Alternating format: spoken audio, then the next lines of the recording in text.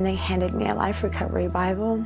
I began to really resent her. I'm gonna hurt you because you hurt me. I was very scared. I don't want to have to go through what she went through. We're trying to break that generational cycle of going back to prison. I want to be everything that they weren't. I was gonna have an abortion. I thought that my daughter would be born addicted to drugs, just like I was.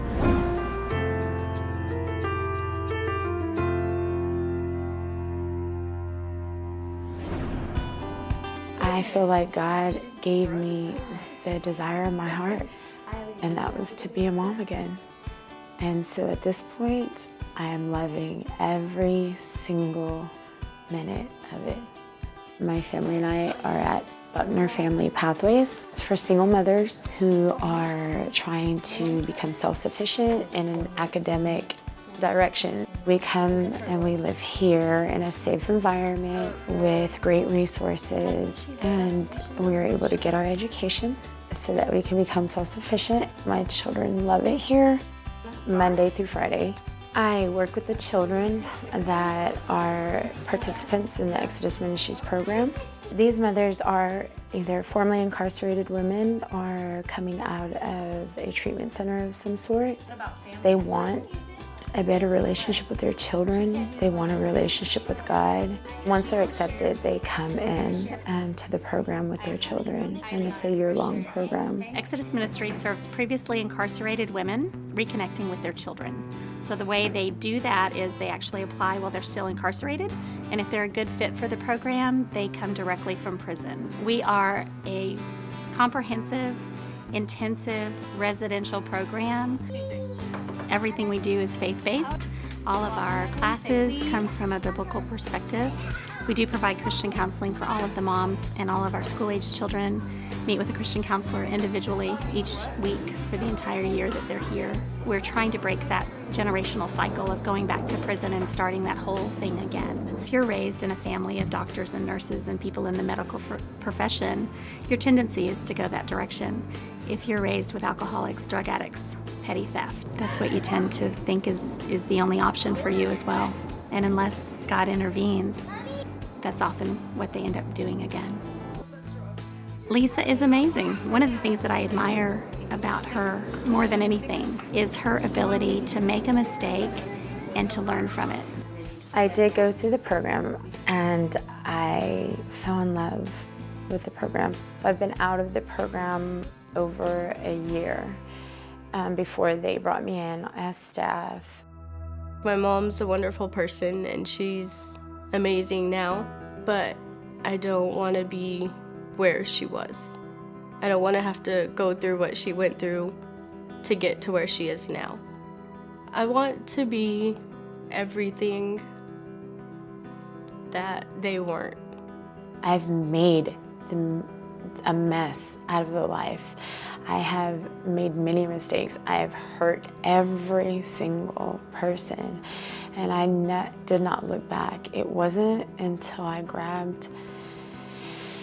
let the Lord come in and work in my life and hold me and love me and set me on a solid ground that I was ever even remotely sound, that I ever felt free. I feel like right now it's a great relationship, and I just want to let it to continue to grow and strengthen and just be as amazing as I know that it could be, or that it should have been.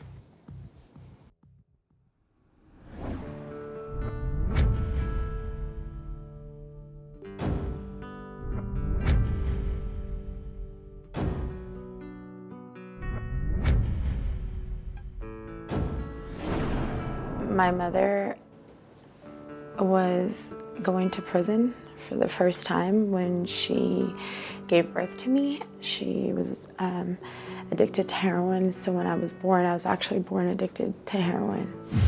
My grandmother took me in with my grandfather. I had a beautiful fantasy of her. I was waiting for her to come and get me, and I never understood why she did it. Because once she got out, she didn't stay out very long. So when she was home, I wanted to be near her. She was beautiful to me. She was everything that I would ever love. And then throughout my childhood, my fantasy of her was that she was going to change and she was going to get it together and she was going to come and take me out of this situation and we were going to be happy and we were going to be mother and daughter and family. And each time that she went to prison, she came home, my fantasy was shattered.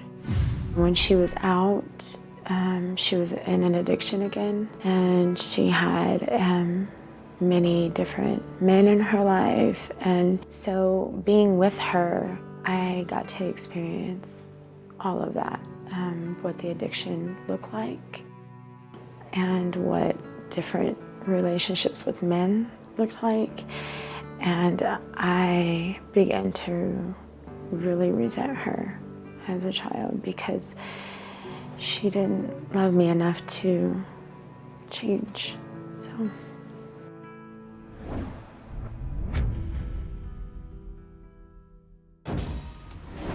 So around 15 to 17, I went on a really rebellious spin.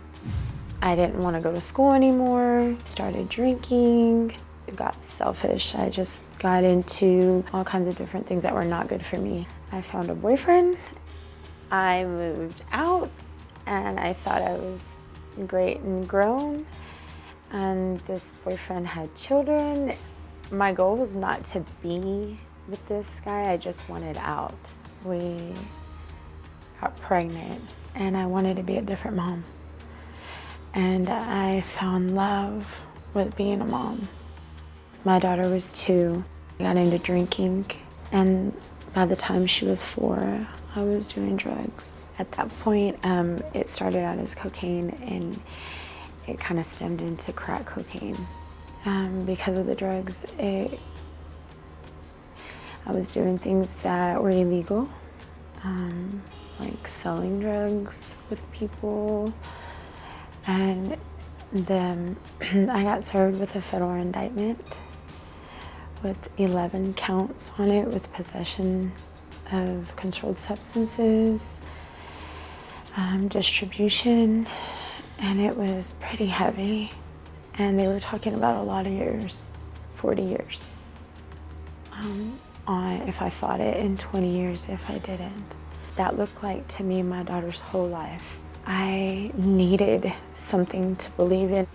I was in a county jail awaiting court, and a ministry came in. They handed me a life recovery Bible. Growing up Catholic, we didn't really have much of Bible studies. I didn't know what a relationship with God looked like. And I started off reading it as a book, as for something to read the stories. I ran into a scripture. It said, "Do not be afraid, nor discouraged, the Lord is with you, and pretty much fight the battle, you will receive victory." And at that point, I knew that there was somebody with me and that I was not going to prison for any of these years. The federal system, they win 99% of their cases, and I denied the 20 years. They said, "You've just lost your life. You just signed your life away. I don't know what you did." And I said, "No, I know. God has told me that I'm not." I had a court-appointed attorney who happened to know my mother and know the dynamics in my life and had believed that there was going to be something different. And he told me, "I'm going to fight for you like you've paid me $100,000. After 5 months waiting, we went in, and I had no witnesses except myself. The prosecution had 12. The jury deliberated 45 minutes. The 11 counts were dropped to 1, and I went for 2 years. Extremely victorious. It was extremely emotional. I couldn't believe that that had happened for me. And at that moment, I knew that God was with me, that scripture that I held on to was for a purpose.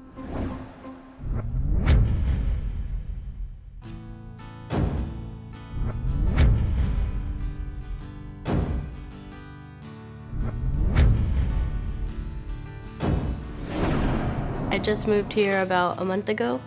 Right before I moved, I was living with my mom's brother's ex-wife.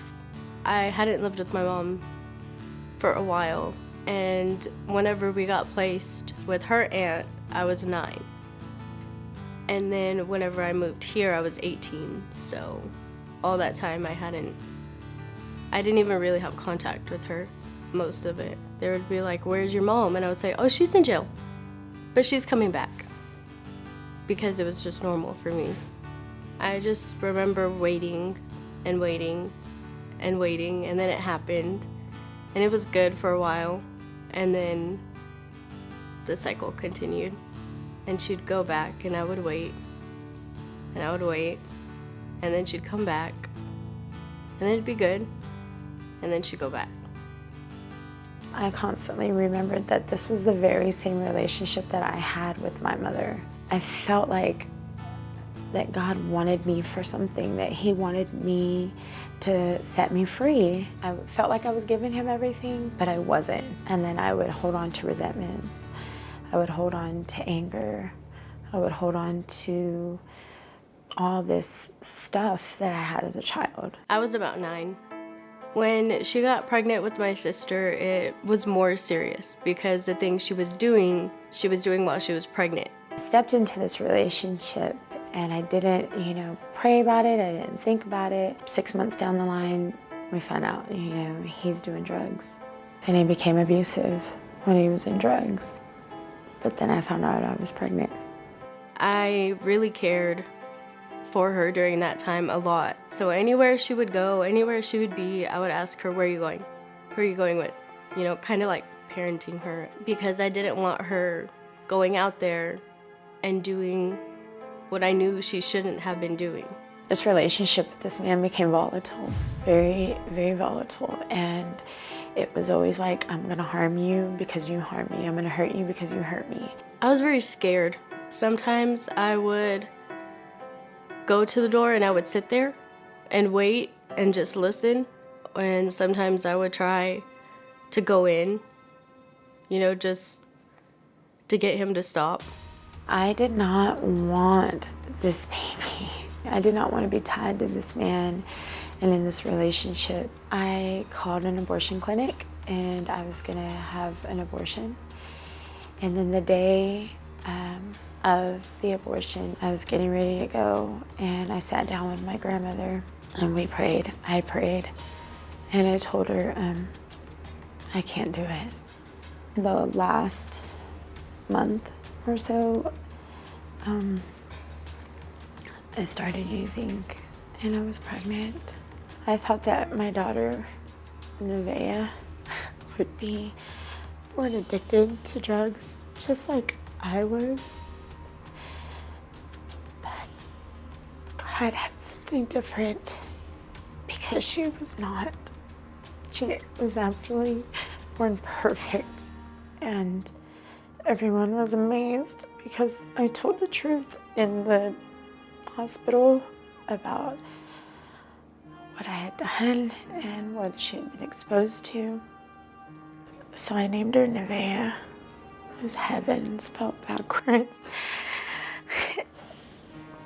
God had protected her against everything, against me, against the enemy and everything that he wanted to do. The addiction started again, and because I have a past, I was going to prison no matter what.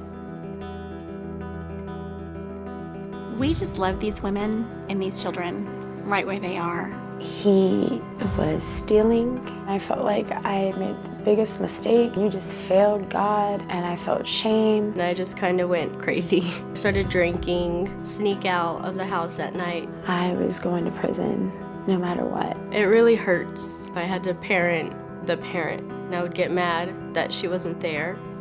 I didn't understand God's plan then because I didn't know when I was coming home.